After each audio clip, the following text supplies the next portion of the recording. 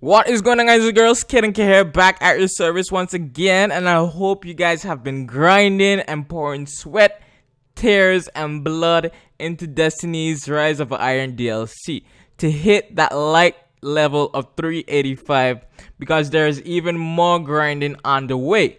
So today I'm gonna be showing you guys how to prepare for Wrath of the Machine hard mode and get ready for some action. So before we start, you guys want to make sure that you're starting hard mode with light level at least 385. 380 is cutting it close, but being 385 is ideal. So with that said, let's start with what you need. First off, you want to have your inventory stocked and ready to go.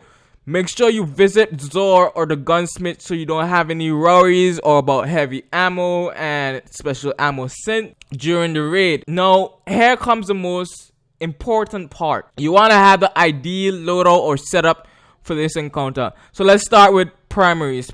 The best primary weapons for the raid is definitely Outbreak Pine by far, for reason being quite obvious. But the problem with that is it takes up an exotic slot, so your other best options are the raid scout rifle and the auto rifle that you get from playing the normal mode of Wrath of the Machine, and they get the job done and does not take up an exotic slot like Outbreak Prime does.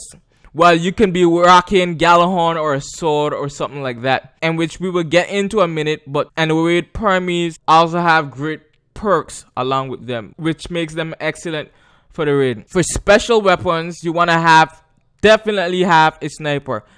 A sniper is the best bet for the raid. Sidearm shotguns and fusion rifle tends to be irrelevant in this raid, but having a higher impact sniper like the Event Horizon, which probably is identical to Black Spindle, but having that or the Steel Piercer or even the Trial Sniper Rifle is an excellent choice when you want to play the hard mode for the raid. But coming down to the heavy weapons is probably the most important choice in the entire raid, and it can vary just a bit depending on the situation, because this is where you do the most DPS when it comes to the different bosses. So Gjallarhorn or Sleeper Stimulant is a must, definitely a must, but in certain parts of the raid there are captains, and you want to take care of those captains ASAP.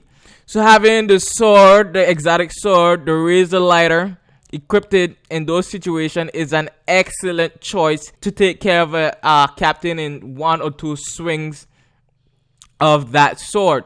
So you also want to have a very good legendary rocket launcher on your characters. That does not bring down your light level too much, but in case you want to use Outbreak Prime or Black Spindle, you don't have no worries about that.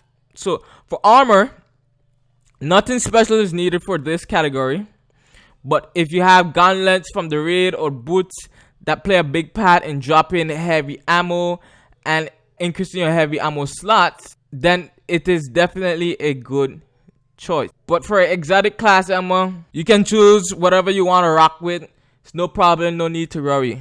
And lastly, having the appropriate artifact in this raid can be clutch. Having an artifact like Memory of Scory is a good show, especially when all your mates are using it. You guys can get your supers as fast as possible with no problem, especially if you have a warlock that is rocking that and is rocking self-res as well, because if the warlock is not dying, there's no reason to use self-res. And speaking of mate, the only way you're going to complete the hard mode raid is with them. I know people still having trouble completing normal mode, so can you guys imagine the hard mode?